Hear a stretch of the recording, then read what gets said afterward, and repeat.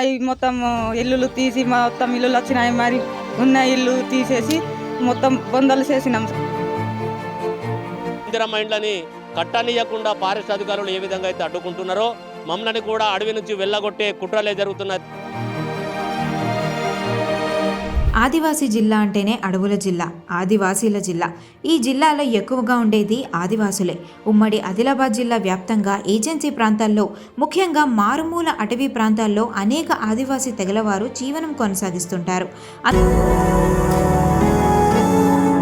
జలుబు, తలనొప్పి, మోకాళ్ల నొప్పులు మరియు నడుము నొప్పి, వీటన్నిటికీ ఒక ఆయుర్వేద ఉపశమనం శాస్త్రీబామ్. అందులో ఒకరు ఆదిమ కోలాం గిరిజనులు. ఉమ్మడి ఆదిలాబాద్ జిల్లా వ్యాప్తంగా ఉన్న ఆదిమ కోలాం గిరిజనులకు ఇండ్లు లేని వారికి కేంద్ర ప్రభుత్వం పీఎం జన్మన్, రాష్ట్ర ప్రభుత్వం ఇందిరమ్మ ఇళ్లను మంజూరు చేసింది. నిరుపేదలైన ఈ ఆదిమ కోలాం గిరిజనులు తమకు ఇండ్లు మంజూరయ్యాయని ఎంతో సంతోషపడ్డారు. దాంతో ఇళ్ల నిర్మాణాలు చేపట్టాలని అధికారులు చెప్పడంతో ఉన్న ఇళ్లను తొలగించి పునాది కోసం గోతులు తవ్వారు. పక్కనే చిన్నగా గుడిసెలు వేసుకొని అందులో ప్రస్తుతం నివాసం ఉంటున్నారు. 2 నెలల క్రితం గోతులు తవ్విన వారికి అటవీ శాఖ ఒక్కసారిగా అడ్డంకులు వేసింది. టైగర్ జోన్ కోర్ ఏరియా పరిధిలో ఉన్న గ్రామస్తులకు అక్కడ ఎలాంటి నిర్మాణాలు చేపట్టవద్దంటూ చెప్పారని, ఇంటి నిర్మాణాలను అందుకోసమే చేపట్టడం లేదని వాళ్ళు అంటున్నారు.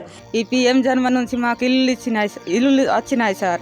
వచ్చినాయి మొత్తం ఇల్లులు తీసి మొత్తం ఇల్లులు వచ్చినాయి, మరి ఉన్న ఇల్లు తీసేసి మొత్తం బొందలు చేసినాం సార్. ఇప్పుడు ఉండే ఇల్లు అది మొత్తం పరిలేసుకొని ఉంటున్నాం సార్.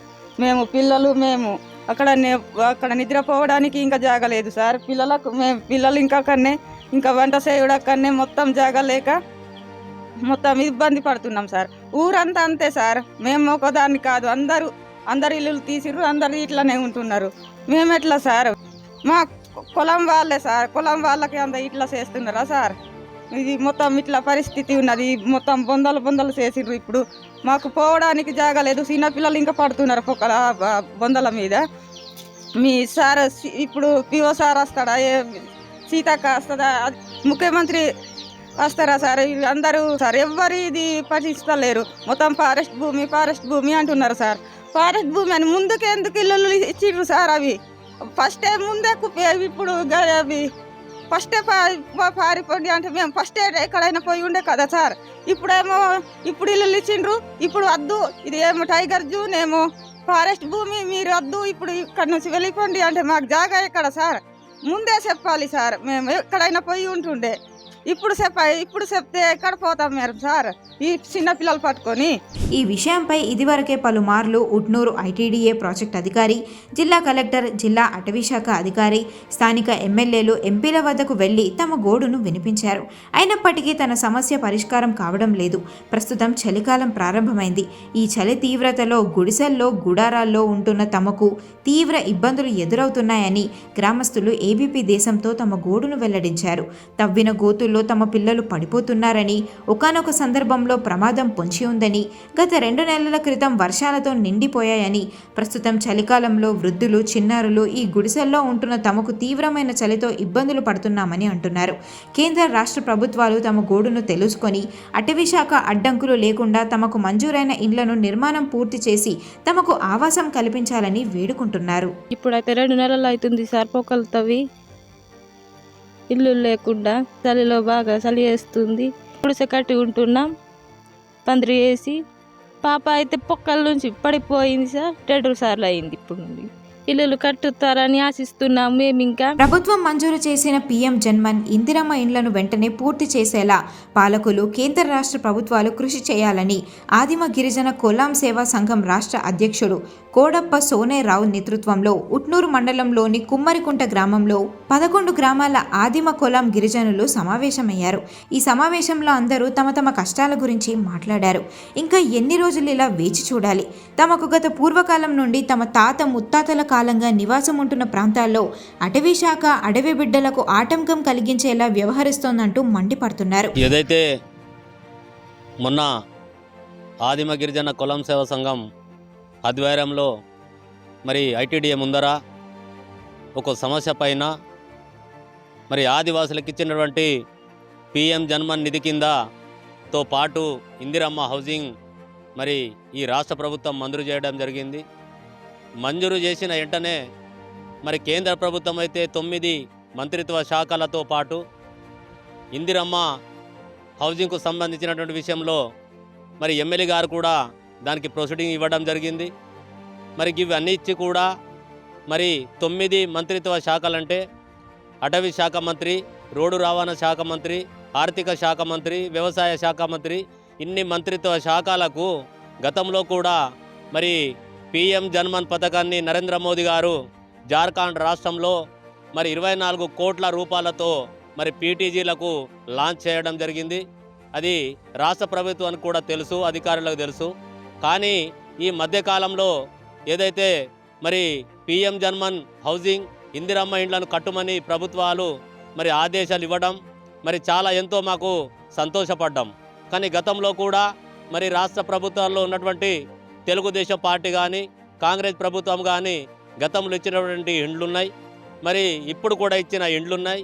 ఏ ప్రభుత్వం వచ్చినా కూడా ఇండ్ల విషయంలో నిరుపేదలకు ఇవ్వాలన్నట్టు లక్ష్యంతో ఇండ్లు మంజూరు చేసి ఇవ్వడం జరుగుతున్నది. కానీ ఇప్పుడు కొత్తగా ఏర్పడ్డటువంటి రాష్ట్ర ప్రభుత్వంలో మరి ఏదైతే ఫారెస్ట్ అధికారులకు ఉన్నటువంటి చట్టాలని అడ్డం పెట్టుకొని ఈరోజు పిఎం జన్మన్ ఇండ్లు, ఇందిరమ్మ ఇండ్లను ఆపేయడం జరిగింది.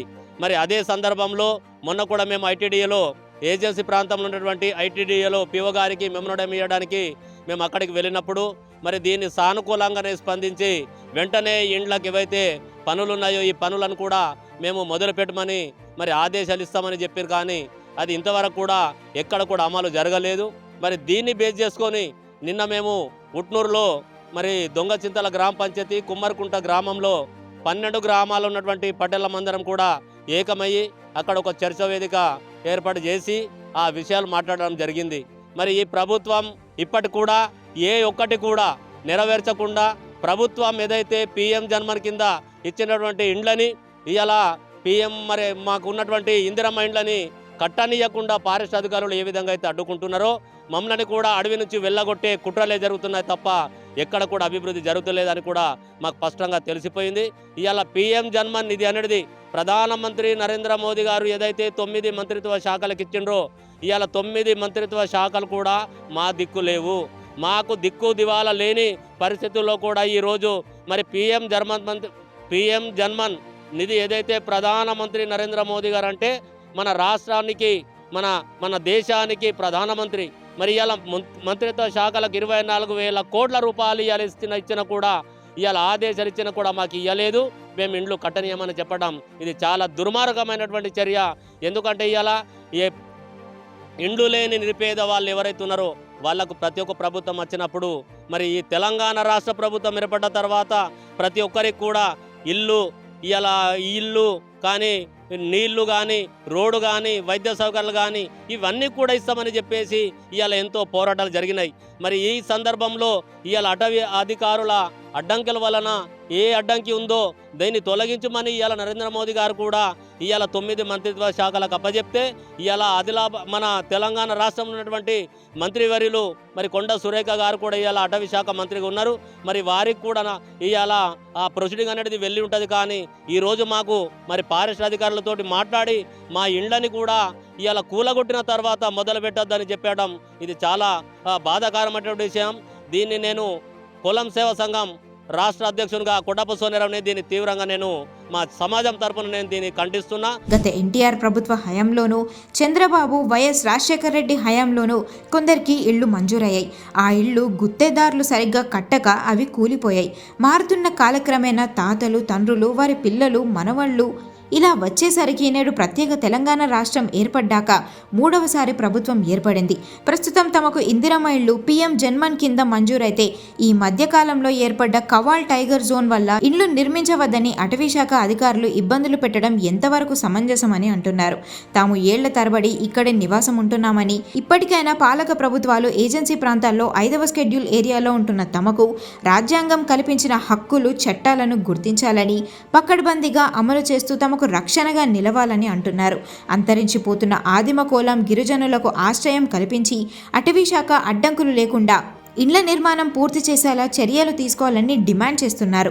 తమ గోడును ఉన్నతాధికారులకు, ప్రజాప్రతినిధులకు వెల్లడించినా కూడా ఇప్పటి వరకు తమ సమస్య పరిష్కారం కావడం లేదని, ఒకవేళ తమ సమస్య పరిష్కారం కాకుంటే ఇక ఆదిమ కోలం గిరిజనుల పోరాటాలకు సిద్ధమవుతారని ఈ సందర్భంగా ప్రభుత్వానికి హెచ్చరిస్తున్నారు.